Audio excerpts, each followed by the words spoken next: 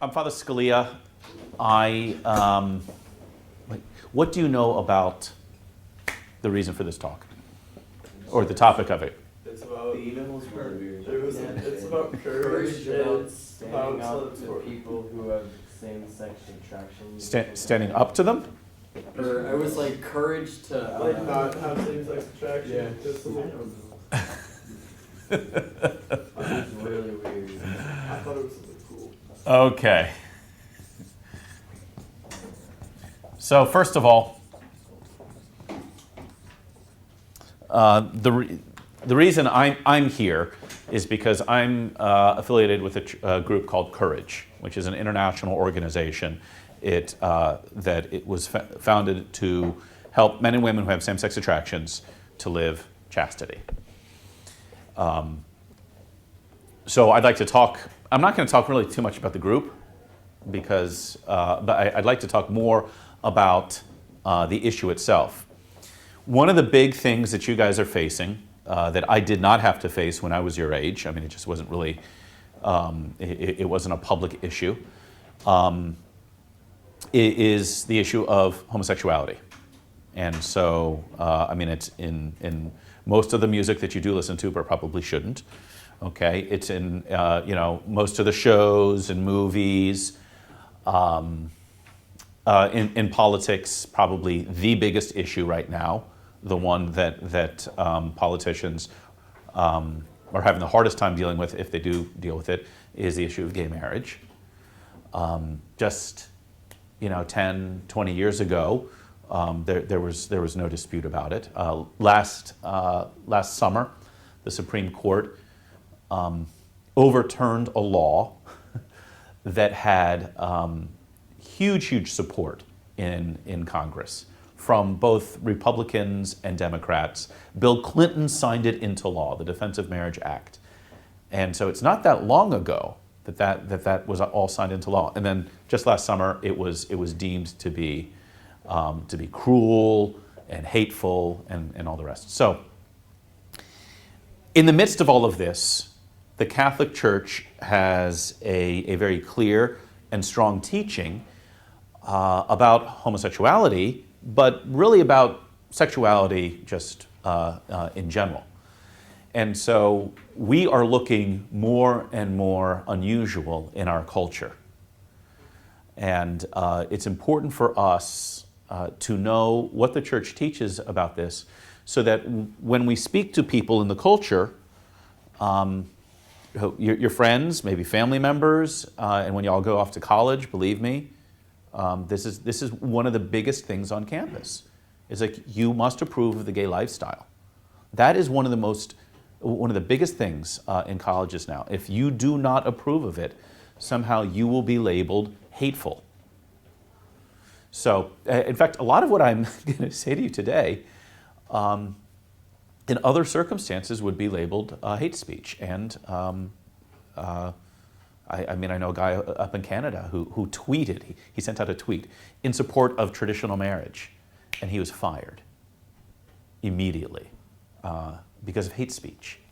So that's sort of the environment that we're in, and why it's really important to know what is the truth, what does the church teach? Because there are a lot of caricatures about Catholic teaching, and there's a lot of ignorance about it too. So, before we get into the issue of homosexuality specifically, thank you. Yeah, thanks. I want to talk about the issue of sexuality in general, okay? Because it's not as though the only problem in our culture is sort of the homosexual lifestyle. It's not as though everybody else in our culture is sexually pure and chaste and moral, and it's just this one element that is not. No, our entire culture has a huge problem with sexuality. So, what is the purpose of human sexuality? Okay. All right. No, we're not going to say reproduce. I do not accept that term. Procreate. There you go. What's the difference? One sounds better than the other. Well, reproduce can be done in a vial too, right? Okay, but Laboratory, or- but somebody who's conceived by in vitro, is that a human person? Yes. Yeah. Right. So it's not so much the physical manner in which it's done that it makes the difference One's between like in reproduction. marriage, one's outside of marriage. Nope. That's the way God intended it? Yes, but that's too simple. Animals reproduce, right? Mm-hmm. Plants reproduce. Do they procreate? Isn't that the same thing as reproduce? Is reproduction the same as procreation? No. Reproduction is animals have within them everything that's necessary to produce another animal. But a man and a woman do not have everything within them necessary to create another person. What is necessary in order to create another person? You need the soul. You need the soul, and we can't make the soul.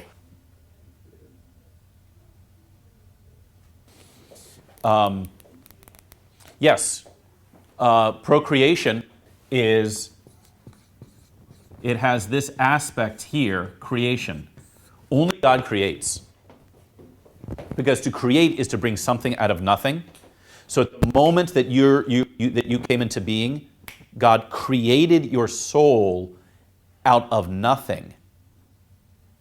And at the moment of conception. So the man and the woman provide the physical, the material stuff, if you will, the matter that is necessary for a new human life. But only God creates the soul out of nothing. And so it is man and woman cooperating with God. And so he is the creator. Procreation, it's a term, it's not, in our culture, it sounds just like reproduction, It sounds just like that. But it has a very technical meaning. A man and a woman do not create another life. They are cooperators with God in creating it. So gentlemen, first of all, as regards our respect for women, think about it. Within a woman's womb, God creates something that never existed before. This is the only act of creation that God continues since the initial act of creation at the very beginning. Everything else in the world is made from what already exists. The human soul alone is a new act of creation, and that is done by God's design in the mother's womb. That should give us a great reverence for women and for mothers. This is why the instinct of men in nobler times than ours was to sacrifice their lives for women. Who got off the ship first if it was sinking? Women and children first. The men would go down with the ship. So the first purpose of homosexuality is procreation. Now, I'm not going to get into the biology of how that happens or the physics. Okay, I presume you guys kind of know how that happens, right? Okay, good. What's the second purpose? Is there any other purpose? I should first ask. Is there any other purpose to human sexuality? Yes. Okay, unitive. That's marriage, but like marriage, Can I- like one man, You one got it. woman. You got it. Okay. You got it. So procreation and then union. Okay, and this is what makes us different from the animals. Well, another thing, okay, that the marital act, sex, is designed for these two purposes. And for animals, this is just reproduction. And for most animals, this has nothing to do with it whatsoever. And people will say, what kind of bird is it that mates for life? It's usually 8th grade girls that go, yes, but the turtle dove mates for life. Well, I don't. So what? Most animals, they're not having wedding ceremonies and they're not exchanging rings and things like that. So these two things go together. St. Thomas Aquinas makes this very, very simple but profound observation. Everyone wants to know who his father is. I mean, it's true. You know, there's nobody says, I don't care about that. This is why, you know, children who've been adopted, they try to find their birth parents. And so these two things go together because the new life that comes from procreation has to benefit from the union of the husband and wife. So, human sexuality is designed for this. It is, let me use a very important word, oriented towards procreation and union. Okay? It is designed, let's say, ordered towards and oriented. That's the direction in which it's going. The same way, you know, your eyes are designed, or oriented, ordered towards seeing. Your ears for hearing. You know, and so on. Every single part of your body has a purpose, right? The same thing with the sexual organs. They have a purpose. So one guy makes the observation that in order to understand the human body, if you have the human body, you want to make sense of it, how to understand it, you can explain every member and organ of the human body with just one body, by observing one body. You can understand every member and organ. Eyes, ears, nose, gallbladder, lungs, spleen, whatever else. The only exception are the sexual organs. In order for those to make sense, one person is not enough. In order for these to make sense biologically and physically, you need two persons of the opposite sex. Otherwise, they don't make any sense whatsoever. Just biologically, physically. I mean, leaving God out of it. I know it's kind of a weird thing for a Catholic priest to do, okay? But I'm leaving God out of it. So, all of this is not uniquely Catholic teaching, by the way. This is not like the Eucharist or papal infallibility or the Immaculate Conception. This is just an observation about human nature and what most cultures held for millennia. Any violation of these two things is unchastity. Okay? And this is where I'm going to start clobbering you. Okay? So, to engage in sexual activity without intending procreation and acting against it, or without intending union or acting against it, is unchastity. Okay? Pornography, which most, not some, not many, most men in our culture struggle with. Pornography, it's an abuse of both, and it's feeding an industry that enslaves people. It's taking your money. You might as well just take your money and go give it to the worst people you can find, because that's what pornography does. But it violates both, because why? There's no union intended, no procreation intended, and it usually leads to an action, a sexual action of one person with himself. And so it's a violation of these things. Fornication, sex outside of marriage, usually procreation is not intended, and there's no union. And so if the child who's born is born into an insecure environment and sort of deliberately made that. Now, when we talk about homosexuality, this is another form of unchastity. Homosexual actions. They cannot procreate. You guys understand why, right? Okay. It's impossible for two men or for two women to procreate. And that's why, in our culture now, we have homosexual couples saying that they had a child together. No, you didn't have a child together. You partnered with somebody else, usually by way of in vitro fertilization, to have a child. But it's not your child. It's a biological impossibility. In California, there is a bill being proposed, I don't know the status of it right now, requiring health insurance companies to pay for in vitro fertilization for homosexual couples under infertility care. Infertility is when a man and a woman are unable to have a child for some biological reason. It's not infertility if two men can't have a child. That's just called nature. There's nothing wrong with them. It's just impossible. But homosexuality also does not fulfill this one, because the union that is intended is expressed in the sexual act and is intimately connected to procreation. So the union of a man and a woman should lead to procreation, and the procreation should be founded, should be based on the union. So that, in short, sort of in very simple terms, is why the church teaches against homosexual behavior, because it violates both of those things. It's like it departs from the design and the order and the orientation of human sexuality.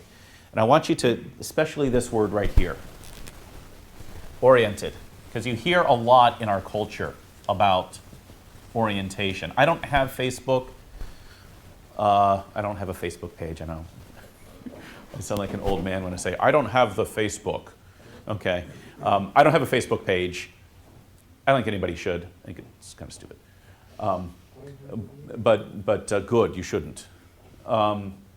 But from what I understand, you can post your orientation. Human sexuality already has an orientation. Man to woman, woman to man. Physically, biologically, we already know this. And the church simply says, what we see in the human body, the parts that go together, that indicates something very, very true, very profound. Another point about that word orientation. If something is oriented, it can't have more than one orientation. That's impossible. What is the orient? It's the east, right? Oh, the word. Okay, do most or all of you take Latin? Is there a Latin class offered here? It's very rarely. Okay. All right. This is another, I think, probably much more pressing issue.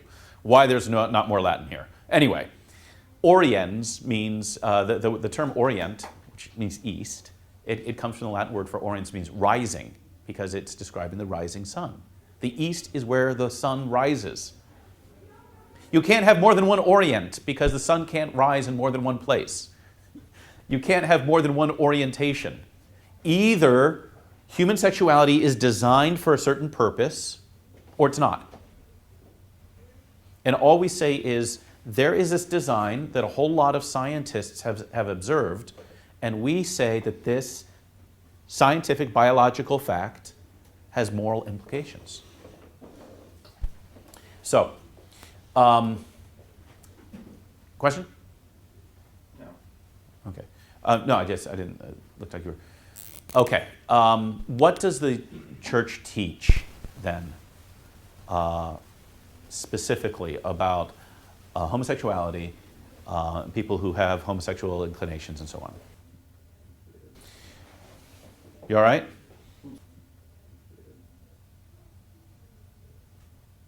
Lack of oxygen. Okay. The church teaches that same-sex attractions are not wrong, but acting on those urges is wrong. Okay. My knowledge Yes and no. Okay. So this is a very good start. So I put up here the term same-sex attractions. In our culture, they use the term homosexuality, or gay, lesbian. This is kind of a more difficult. Gay, one syllable, one word, three letters. Very, very easy. Same-sex attractions, 3 words, a whole, more syllables, whatever else, right? It's not as easy. One of the reasons I use this term is because we don't want to label a person just according to their sexual desires. That wouldn't be fair to anybody. Another reason is there's no like one description or one definition of somebody who's gay. So for the past almost 10 years, I've been working with men and women who have same-sex attractions. Some of them have been in relationships and have been in the lifestyle. Some of them should be dead of AIDS a long time ago, based on the promiscuity of the lifestyle. Some of them have never, ever been in a relationship with a person of the same sex. So there's this huge spectrum. There's not one category, okay? What I'd like to do in order to sort of bring out what's your name? Chris. What Chris said is to talk about 3 different levels or layers in this issue. So the first is the attractions. So, some people are attracted sexually to members of the same sex. Just a fact. Okay. You notice that everybody's attracted to members of the same sex? Everybody. It's called friendship. Okay. Exactly. Thank you. It's called friendship. A guy said to me one time, he said, "Father, I'm attracted to men." I said, "Yeah, I am too." Like Super Bowl Sunday, I'm looking forward to hanging out with the guys, and watching the football game. I look forward to speaking to close friends. I like to, go fishing with the guys and so on. What we're talking about here is erotic sexual attraction, okay? Which really is a distortion of what is a good attraction. Okay? Men should have good, healthy friendships. Men should be close, be intimate, which in our culture now only means one thing, right? But really, be intimate in the sense of being able to share their thoughts with one another, share even their feelings with one another. If you look at some of the greatest authors and greatest figures in history, they had some, these men who had very close friends. It's extraordinarily important. But what we're talking about here are sexual attractions. What does the church teach about the attractions? All right. Get a little technical here. All right? But you guys, the whole disordered procreation discussion, you showed yourselves capable of this. So,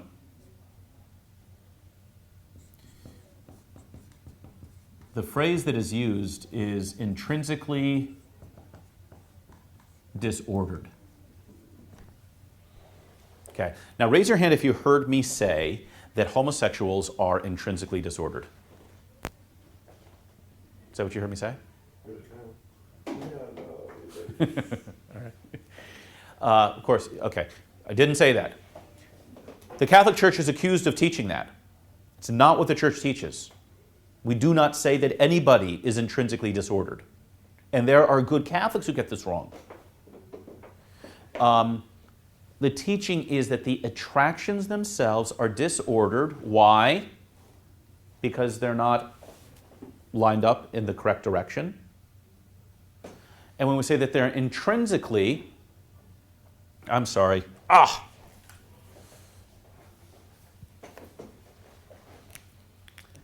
to joke with people that I give this talk so often I could give it in my sleep. Apparently not. So they are objectively disordered, meaning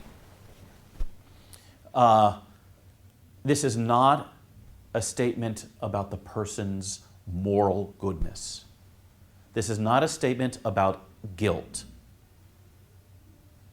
This is simply a statement about how these desires or attractions line up with what is true about the person, about the human person. Yeah. Are you saying that this is what the church thinks, or are you saying like this is what people say or what the church thinks? This is what the church teaches. Okay, just Yeah. verify. Yeah. So somebody comes to me and says, I have same-sex attractions. I am sexually attracted to other men. That guy could be the same. Those attractions are still disordered, objectively. It's not a statement about how good he is. He could be, holiest guy around. And that's the thing, in working with this group, in meeting with men and women with homosexual inclinations, I encounter a lot of them who are very, very holy. And actually, they're holy because they're struggling against this. And they're saying, you know what, I really need to lean on Christ more. So that's what the church teaches about the attractions. This is not a statement about the person's moral guilt or culpability. It's just simply a statement about the attractions, or what St. Thomas calls the passions. Another way of thinking about this is if you are inclined to anger, okay, and you got a temper, right? And you're inclined to just fly off the handle. Does that make you wicked? No. But giving into it does. So they say that St. Francis de Sales, the underside of his desk was clawed out. It was like scratched out. St. Francis de Sales is known for being gentle and kind and peaceful. He has a great line, you attract more bees by honey than by vinegar. The girls are having a whole lot more fun than we are, by the way, right? Sister Claire is much rowdier than I. But St. Francis de Sales, even though he's known for his gentleness, that wasn't his temperament, as we call it. He was actually, he really struggled with anger. And so imagine, like, he's meeting with somebody and he's just like trying to control his anger and being very, very gentle. And the whole time he's clawing out the desk, like going, it's driving me crazy. So having the anger itself is not a sin.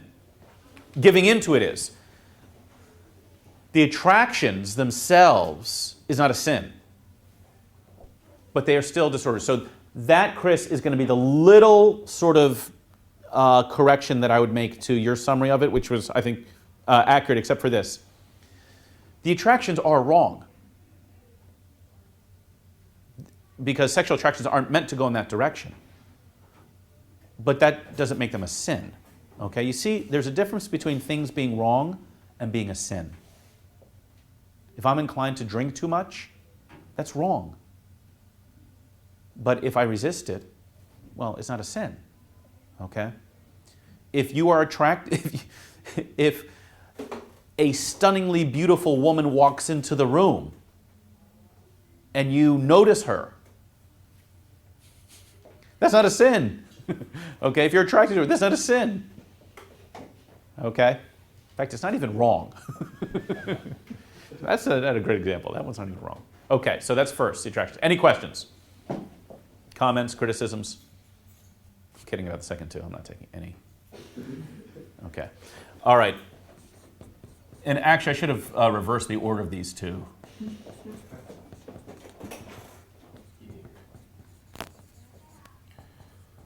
So, when we talk about homosexual actions,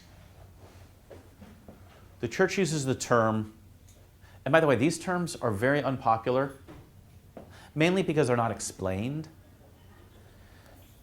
The church teaches, and when I say the church teaches, it sounds like the Catholic Church invented this. No. If the Catholic Church says that water, you know, the water goes downhill. That doesn't become a Catholic teaching. It's just the Catholic Church saying something that is true.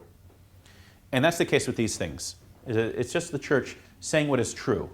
And you don't have to be Catholic. You don't have to be Christian. You don't have to even believe in God in order to figure these things out. It helps, but it's not necessary. What do we believe about the actions are intrinsically disordered? Notice, as I said before, did I say the person? No. The person is not intrinsically disordered. No person is intrinsically disordered. It is the actions. What does this mean? What does the disordered part mean? It doesn't arrive at it. It's not arriving at its destination. Can you think of some other things, some other actions that are disordered?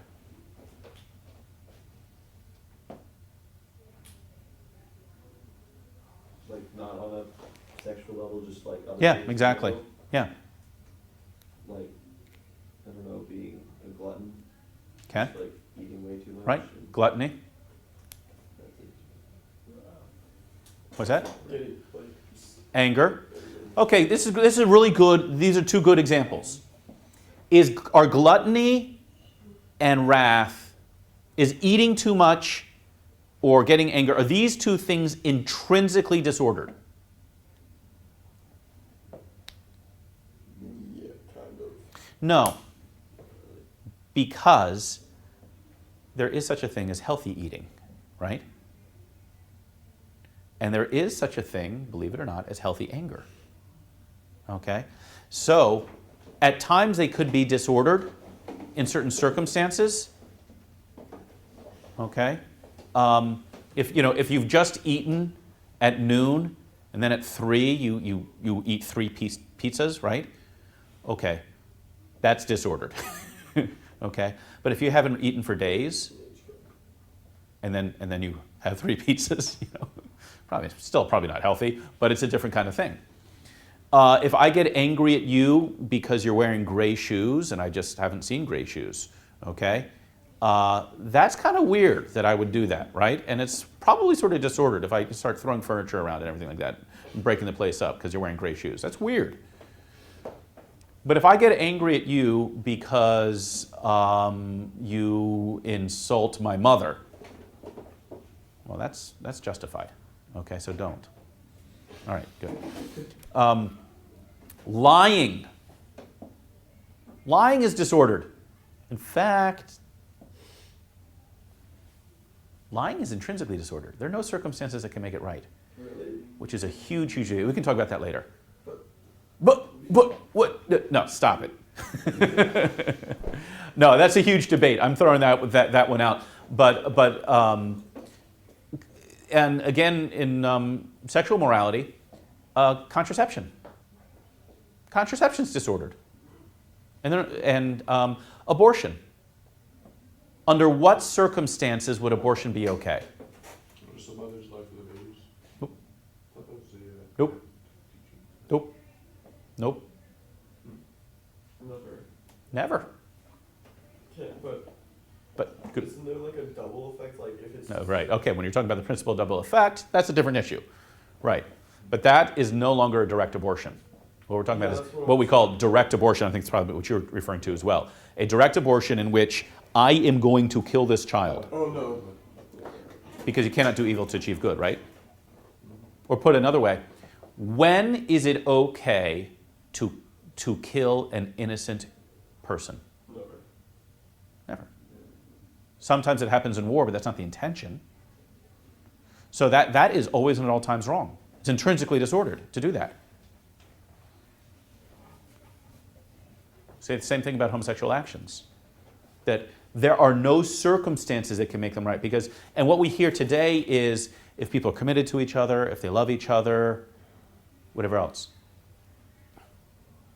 Well, no. No circumstances can make it right. Now, what if a man and a woman who are not married, what if they sleep together? Is fornication intrinsically disordered? yes. Well, because you can do that good circumstances if you're married. They can get married. Right? So in order to make it right, they get married and they have the proper intentions and everything, and suddenly what in another circumstance was wrong now is right. And not only right, but sacred. But with homosexual actions, no amount of love, commitment, whatever else can ever make it right. Okay? That's what we mean by intrinsically, that the actions in themselves are wrong. Okay?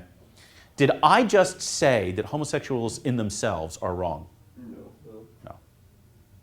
Did I say that they're intrinsically disordered? No. Did I say that you should hate them? No. Okay. That's what society thinks. Right. So this is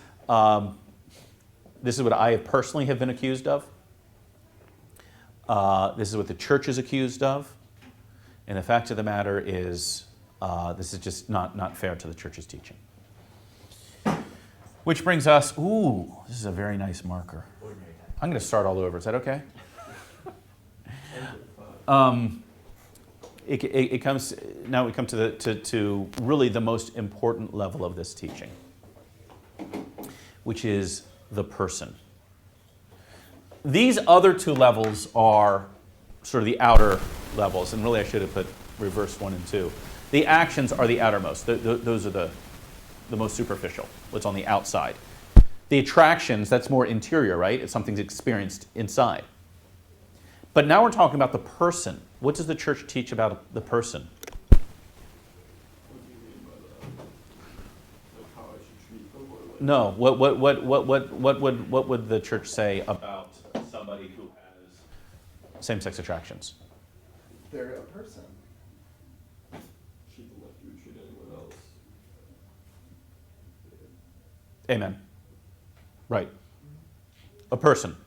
Now, sometimes you'll hear the phrase, in fact, the church has even used it, but has gotten away from it, the phrase homosexual person. That's not a good phrase. There are only 3 kinds of persons. Not the Trinity, right? Not the Trinity, but you're on the right. Come on, you guys should. They're human persons. What other kind of persons are there?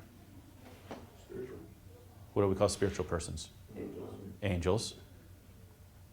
And there's a third kind of persons. And there are only 3 of divine. There are only 3 of them.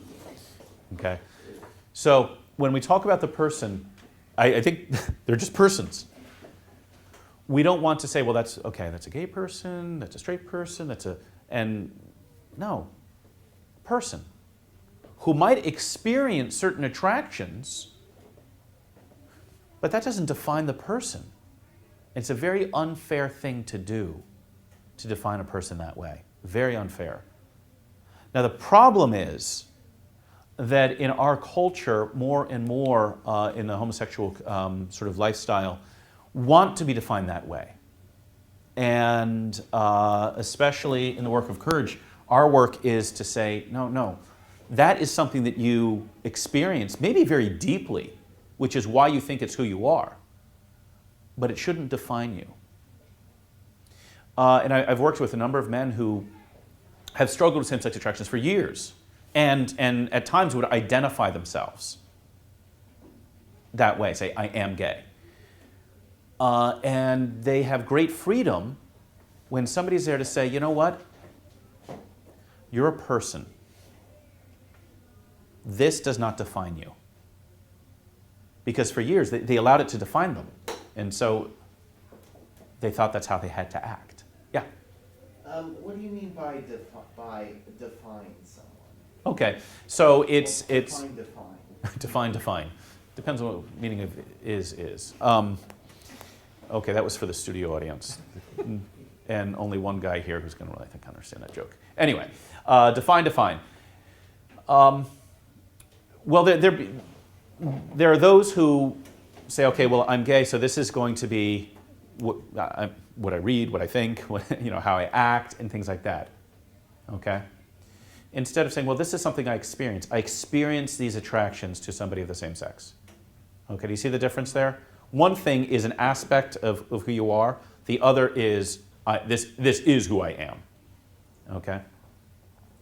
so, okay, so, all right, I think I understand. So let's say this. I like fishing. Okay? And this is a superficial example. But I don't define myself by that. Okay? As long as I can remember, I've spoken English. As long I don't remember ever not speaking English or ever speaking any other language. As long as I remember, I've only spoken English. Okay, that doesn't define me, though. An English speaker is part of who I am. It's not the entirety of who I am. And so same-sex attractions can be part of who a person is, but not the entirety. That's why it's unfair to say, oh, those people over there are gay or bi or whatever the term is, that people are using. No, they're persons. And they might have a particular struggle, particular experience or feeling, but we're not gonna label them that way. Does that make sense? Yeah, so no stereotype. It's like stereotype. Thank you. No labels. Yeah, exactly. The same way we wouldn't label anybody. I mean, this is, Martin Luther King's great line that the man should be judged by the content of his character, not the color of his skin. That a man might be black. That's an aspect of who he is. That's not the entirety of who he is. And we don't say, oh, I see your skin color, then you must be this kind of person right here. No, that would be totally unfair. And so somebody says, well, I have same-sex attractions. Oh, okay. Then I know who you are, and we're going to put you in this category over here. That's not fair. All right, 2 groups that do this. You ready? 2 groups that basically say that these 2 things are the same. That if you have the attractions, you should act on them. That is who you are. That 2 groups that make the attractions equal to the person. If you have same-sex attractions, you're gay. 2 groups. 1, what I will just call the homosexual community. With their own publications and websites and churches and everything. And then they'll say anybody really. I mean, if you're attracted to a member of the same sex, that's really who you are, and you should embrace that and live it. And we say, well, no, that's not really. That doesn't define a person. And there are many of us who experience things interiorly, feelings or affections that we have to resist. Okay. The other group that does this, that makes the same mistake, that says if you have the attractions, then you are gay. I'm not even going to write it up there because it's offensive. But this group would be seen as more liberal. So all the way over here to the left. My left, not yours. Okay. Way on the other extreme is another group that says God hates fags. Westboro Baptist Church made this famous. It's extraordinarily stupid and offensive. Most offensive things are also stupid. But they have the same. They make the same mistake. If you experience these attractions, that is who you are, and that God hates you. Okay. That is not the Catholic position. A person. Each human person, are angelic persons created in the image and likeness of God? Don't know. They don't really have an image because they're not. Yes, they are. The difference is that our image and likeness is embodied, is expressed also physically. Anyway, that's just parenthetical. The person, the human person, I don't even remember what it is. Oh yes, every person created in the image and likeness of God redeemed by Christ, if baptized, is made a child of God, is called to holiness, called to heaven. That's what the church teaches. So we don't say, oh, they're sort of a rotten group and we don't want to have anything to do with them. No, this is a group of people who experience certain attractions, certain struggles, but they're called to holiness and we want to help them. And that's what this group is all about. Yeah. Now, what if somebody on one of these two ends turns this argument back on you and says, well, then Catholicism can't define who you are, if gay can't define who I am? How would you respond? I don't know if this is kind of off topic, but how would you really respond to that? Yeah. I wouldn't say that Catholicism should define who you are in this sense. Yeah. What should define who you are is a child of God. Yeah. And part of that is belonging to the Church of Christ, which is the Catholic Church. Yeah. But when most people hear Catholicism, they just think an institution. They're not thinking more broadly. Yeah. But what this does is this gets really very nicely to how powerful baptism is. Baptism actually does change who we are. Yeah. So before baptism, we're just creatures. After baptism, we're children of God, and we're members of the same body. So we can actually define ourselves that way. I can actually say, yes, I am a member of the body of Christ. I am a child of. In fact, we ought to wake up every morning and say, I'm a child of God. And sort of strut into school. My dad's bigger than yours. I have God as my father. Don't let it go to your head. Okay. Yeah. Is it true that your priesthood would do the same thing? Yeah. That just as baptism changes the soul forever, so does priesthood. What other sacrament changes the soul forever? Confirmation. Confirmation. Does marriage? Yeah. You become one. Makes two souls closer to each other, but it doesn't really change. Is there marriage in heaven? No. Then it doesn't change the soul forever. But it's really, really close. And if you read the church, you read the catechism, and read other documents in the church is doesn't leave what we call an indelible mark on the soul, but it gets about as close as it can without doing that. So, in one flesh, one time I went to, I raced to a house, the husband had just had a heart attack. And I got there right as the paramedics were taking him away. And the wife was sitting on the front step. And I've never seen such pain. And her crying and just the cry of her soul. They're only in their 40s, which is not old, okay? But I looked at her and I realized she did not just lose a relative, she lost part of herself because they had become one flesh. And so death for spouses is the breaking apart of one flesh. So, okay, so good question. Daniel, thank you. Okay. Other questions? All right. Let me say a word about words, and then about causes. So first, a word about words. Watch your language. Okay? In general, you should watch your language. But also on this issue. Don't use the word orientation unless you're talking about man to woman, woman to man. There's only one orientation for human sexuality. Anything apart from that is literally disoriented. Okay? Either human sexuality is ordered, oriented, designed for something specific, or there's no truth to it whatsoever. Okay?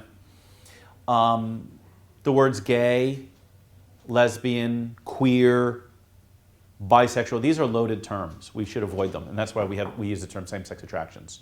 Because you know what?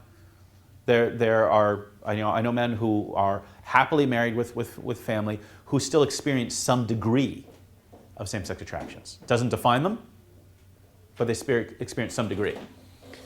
So avoid those words. Avoid insulting words.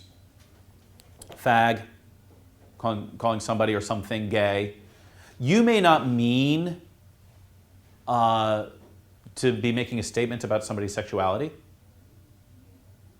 but if somebody who is struggling hears that, it's very damaging. Okay, and when I was in high school, that's the language that we used, and I'm ashamed to say, and because if somebody is struggling with same-sex attractions and hears other people saying fag, gay, whatever else, queer, that does not help them to come to peace with what they're going through. Keep in mind, human sexuality, this is an extraordinarily important part of who we are. Back to the difference between angels and men. Angels do not procreate. That's extraordinary. We possess a power that angels do not have. In fact, some suspect that this is why Satan rebelled. Is that he looked at that God gave us the power to procreate, and he didn't give it to the angels. And Lucifer's like, look at me, I'm Lucifer, I'm the greatest. And those guys down there, that's like fleas having a power that we don't have. I mean, think about how angry you'd be. What? You gave fleas the power to do quantum mechanics and you didn't give it to us? So we have this extraordinary power. This is something very important. So when somebody's sexuality is, when there's confusion there or difficulty or struggling, and they hear around them these insulting terms, that's very damaging. And I work with men who, growing up, suffered that, suffered people calling them names. And, it was a tough thing, and it hurt them deeply. So, that was just a couple words about words. Now, about causes. Something that everybody wants to know is, what causes homosexuality? Okay.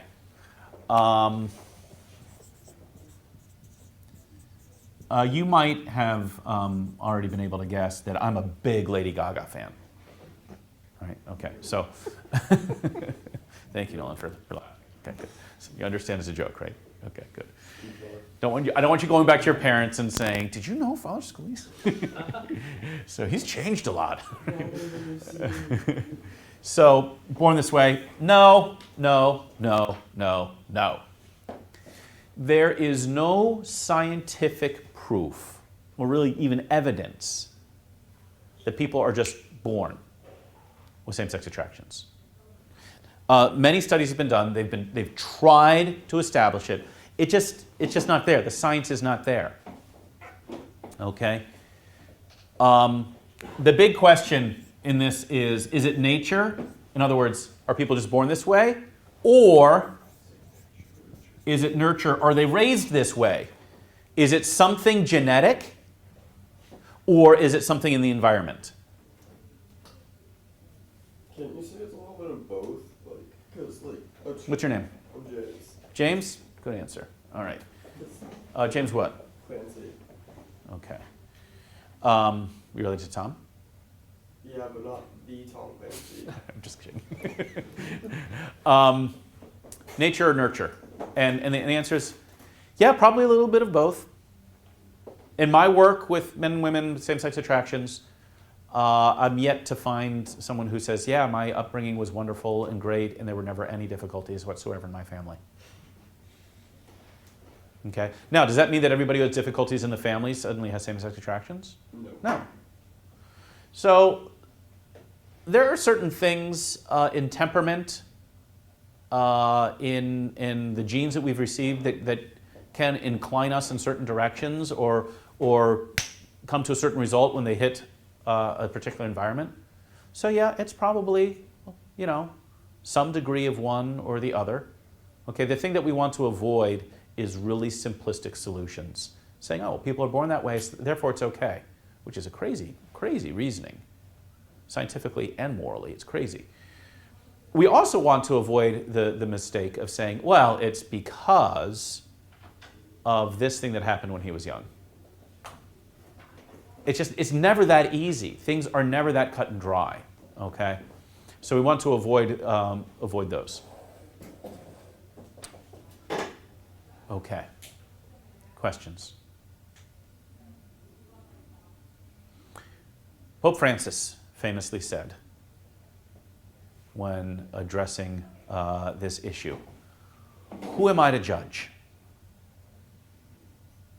And people seized on that and said, aha, the Pope just said homosexuality is okay.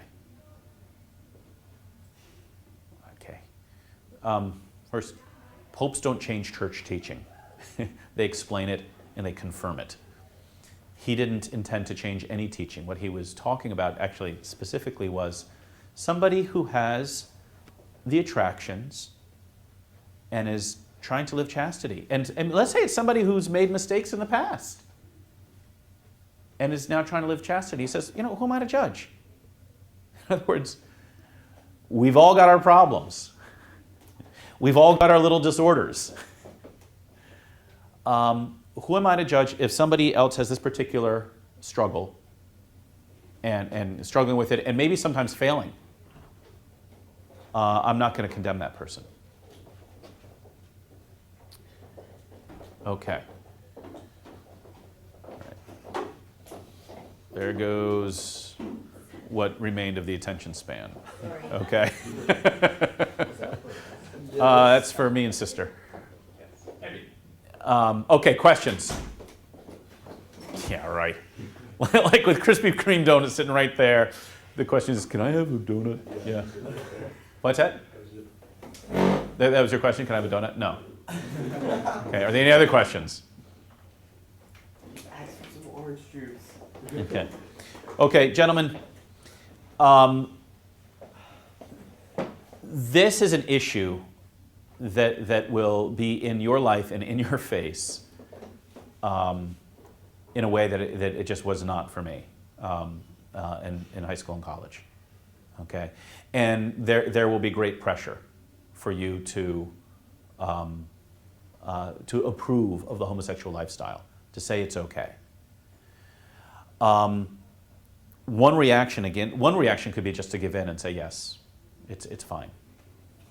Another reaction would be to say, to go to the other extreme and really to sort of, to go in lockdown mode. And that's not winning any souls, and that's not helping anybody. The best reaction we can have is really a one that is grounded in the truth, that really is seeking to love all persons, and also, by the way, is cheerful. It's one of Pope Francis's funniest lines. He said, he talking about evangelizing, he says, we don't need sourpusses.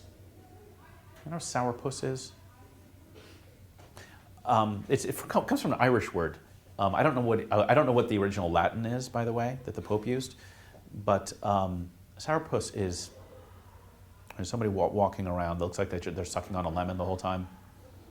Just really unhappy and moping, and it's like there's no sign that they have the truth that saves. Like, yeah, I'm Catholic. It's wonderful, but I don't have to be happy about it. Okay, so we need to be joyful, need to be charitable, and always grounded in the truth. You can't love another person apart from the truth. Okay, and so that's why all of this is really at the service of charity, of love. Okay. Questions? Yes. What do you do about people who refuse to listen to logic? Because logic. This is a great. Well, you know what? There's so many that Thank you. totally deny it. Yeah. So if I were to do, as I sometimes do, like a whole day presentation on this, I would bring in. I mean, if we had more time, I would have brought in a speaker, somebody who's been in the lifestyle, and who can tell the story. Because increasingly, what's your name? Andrew. Andrew what? Very good. Okay. Increasingly in our culture, people don't accept logic. They don't accept reason. And I've discussed this with people, and they've said, "You're right, but I'm going to live this way." They have not disputed any of my logic. but they've rejected the conclusions. And that's a huge struggle. This is something that Pope Benedict spoke of repeatedly. Is it? Yeah, I mean, people aren't accepting reason, they're not accepting logic. We continue to love them, we continue to be charitable. I think one of the best things that we can try to do is to tell the story of people who have embraced the truth and have found joy in it. Okay? So, but there's no easy answer to that. What do you think was the uprising like to like make this more culturally acceptable? Like, Great question. What produced this? Honestly, guys, this is not the biggest problem.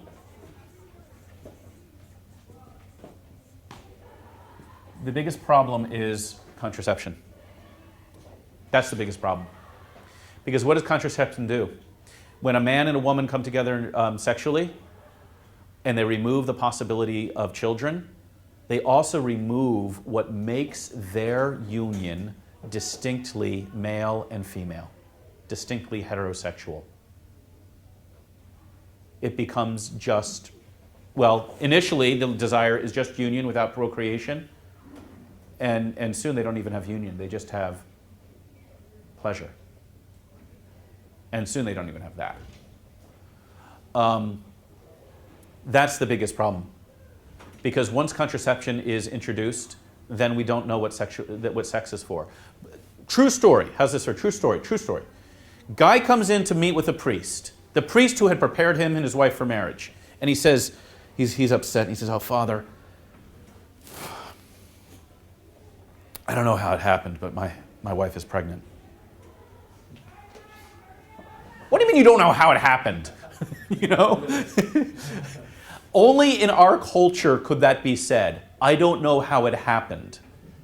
We have so distorted the meaning of sexuality, mainly by contraception, that we can say crazy things like, "I don't know how it happened." So that is really, that's the linchpin. Once you removed the teaching on contraception, everything just started to fall apart. So what happens when contraception comes about? Promiscuity skyrockets. Second, divorce skyrockets. Adultery. And the homosexual community looks at that and they see promiscuity, they see adultery, they see divorce, and they go, oh, and they see couples having no children, and they go, like, we can do that, you know? What's so sacred about marriage now? So, contraception took the sanctity out of marriage and paved the way for this. That's why I didn't begin with homosexuality, did I? I began with this. Because contraception separates procreation and union. Once you separate those two, everything's up for grabs. So, that's a great question. We're going to end with that because it's such a great question. Okay, and for that you get an extra donut.